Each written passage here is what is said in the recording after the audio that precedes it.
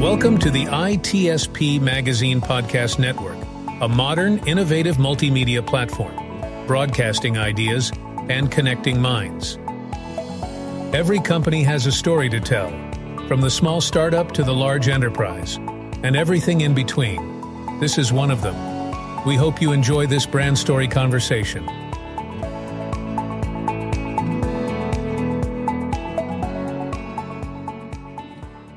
Here we are. We're ready for another 7 minutes on ITSP Magazine with a new short brand story. Today I'm joined by JJ Guy, CEO and co-founder at Sevco, the asset intelligence company delivering enterprise-wide visibility and prioritization across all classes of vulnerability by automating, validating, and tracking vulnerability remediation to drive more proactive security for its enterprise customers. There we are, JJ. Welcome to the show. Thanks, Sean. Happy to be here. And I'm glad to have you on. I'm excited to hear about what you and the Sevco team have built. Traditional systems typically track some vulnerabilities, CVEs and things like that, but leave a bunch of stuff uncovered, which leaves them exposed. And I know the term exposure management is something that you hear quite a bit. So kind of frame the picture for us about what you're hearing from customers. Yeah, I mean, 20 years ago, when we first started vulnerability assessment programs and building our vulnerability management programs, the definition of a vulnerability was a CVE, a software vulnerability. And you had a vulnerability assessment platform that reported that back. Well, there's a couple things that have changed in the industry since then. You've got the increased complexity of enterprise networks, the degradation of the enterprise perimeter, the adoption of SaaS, the shift to cloud infrastructure, mobile devices, and all of that is creating a whole lot more complexity in the way our networks are built and managed when compared to, say, the days of 20 years ago, where you had an enterprise network, a firewall, a whole bunch of devices that never left the physical location of your devices or your buildings. That has given rise to a whole slew of different kinds of vulnerabilities. And we got a whole bunch of different platforms these days reporting those. I mean, external attack surface management, the cyber asset attack surface management, cloud security posture management, data security, blah, blah, blah, blah, blah. And all of those are specialized platforms to study your existing infrastructure and help surface some of the vulnerabilities, for lack of a better word, right alongside the rest of the software vulnerabilities that the vulnerability assessment products are still producing. That's in addition to the challenge that it used to be we had just one vulnerability assessment platform reporting software vulnerabilities. And like these days, because of that explosion and complexity in all the infrastructure, like folks have half a dozen. So now the vulnerability management teams in any given enterprise have got a dozen or more different platforms, all reporting different kinds of vulnerabilities, half of them CVEs and software vulnerabilities that are overlapping in complex ways nobody can tease out.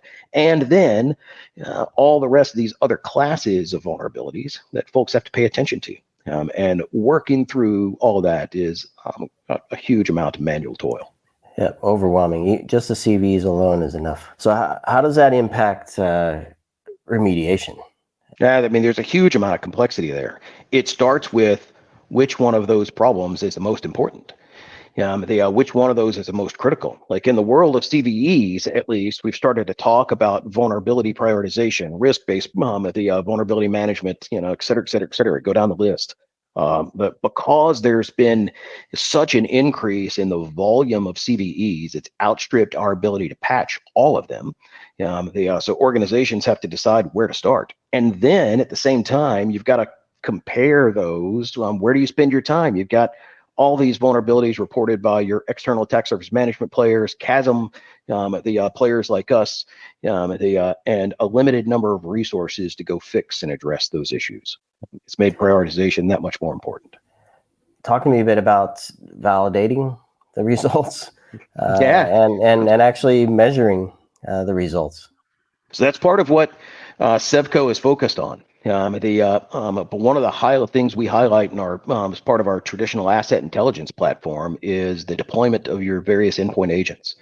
There's three key ones in every enterprise: your vulnerability assessment agent, your patch management agent, and then your endpoint security agent.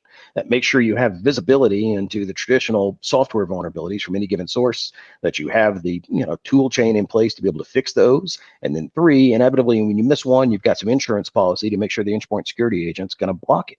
Well, our numbers show that in general, every one of those endpoint agents is underdeployed, missing on 20% of the machines it's supposed to be on.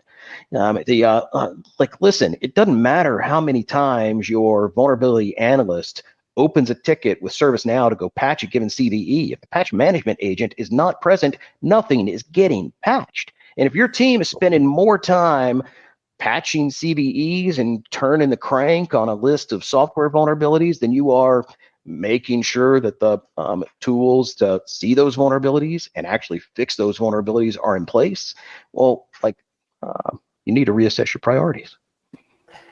And let's speak to the CISOs now. Customers of yours, what are they telling you they're finding the greatest benefit from? Oh man, I can give you anecdotes for days. Let's see. Just last week, we had an enterprise with 10,000 employees. They had spent over $1 million on outsourced consultants over the course of 2 years, with 2 failed projects trying to get ServiceNow to do this. Then they found us, and we were done in a week, including pushing all that data into ServiceNow for a substantially lower cost.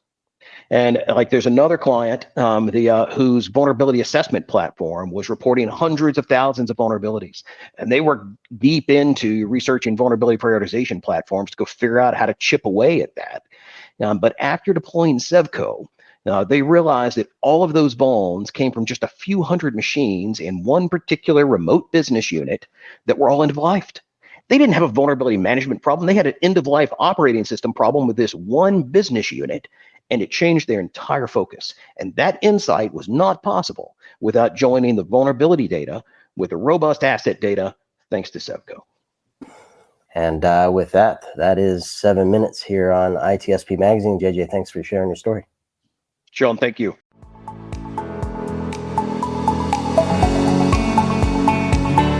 We hope you enjoyed this episode and that you will come back for more brand stories on ITSP Magazine.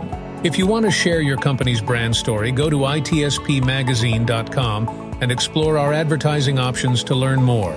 Remember to share this podcast with your friends, family, and colleagues, and stay tuned for more brand stories as we continue our journey toward redefining cybersecurity, technology, and society.